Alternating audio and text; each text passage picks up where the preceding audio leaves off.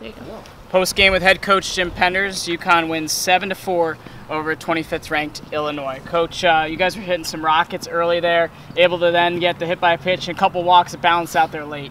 Yeah, the luck evened out because we hit some balls on the screws early, up and down the lineup. I think 5 or 6 guys hit balls hard that first time around the order. We had a couple walks sprinkled in there, so some good at bats early, and would have liked to have gotten that starter out of there a little sooner, but they brought in that freshman with a big arm, and fortunately for us, we had a couple guys on, and he just couldn't find it. Gave us some stuff for free, but I wouldn't want to see that kid down the road. He's got a heck of an arm, so our luck evened out. Can you talk a little bit about Caleb Worster especially? You know what you're going to get out of CJ and Jake, but Worster really gave you a nice little bridge there. Yeah, he didn't get the win today, but he got the game ball simply because, he wasn't afraid. He was competing with his stuff, not afraid of contact. We kicked it around on him. Pat Winkle doesn't catch a ball there.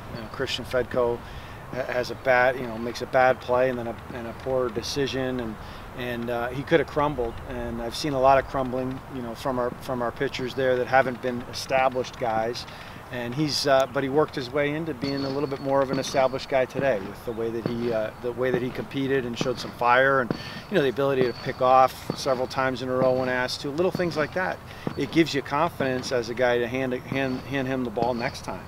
And he should feel really good about himself. So CJ's just been awesome, and I know he wouldn't mind Caleb getting the game ball, but Caleb was very good.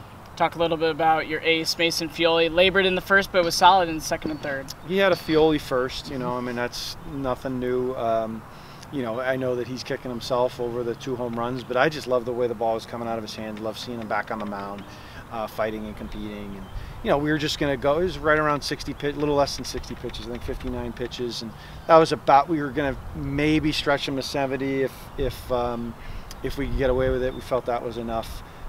For the first time out, and he'll build off of that. He was hitting the low 90s again, and he's a 93, 94 when it's all clicking, and it's going to take some time to get back there, but it was great to see him back out there. We need him out there, and I was excited he had a different level of competitiveness when it's a different uniform, so I think our guys feed off that too. How big is this for you guys? Go 2-2 against a really strong field, and have a positive taste after a rough day yesterday. Yeah, it was a really bad day yesterday, and but we're playing one of the toughest schedules in the country, and I told the guys, hey, if you told me we'd be 2-2 at the end of this weekend, at the beginning of the year, on this trip, I would have signed up for it. And I'm not telling them that beforehand, but in retrospect, especially after the way that we played yesterday, and didn't compete very well, to see us bounce back today and show some resilience and toughness, which we like to think is our trademark, really, help kind of right the ship, and hopefully we can get on a flight and get home tonight. But if we can't, it's going to be a little bit easier to get through practice with some snow on Tuesday, Wednesday, and then get on another plane on Thursday. Thank you, Coach. Thanks, Jonesy.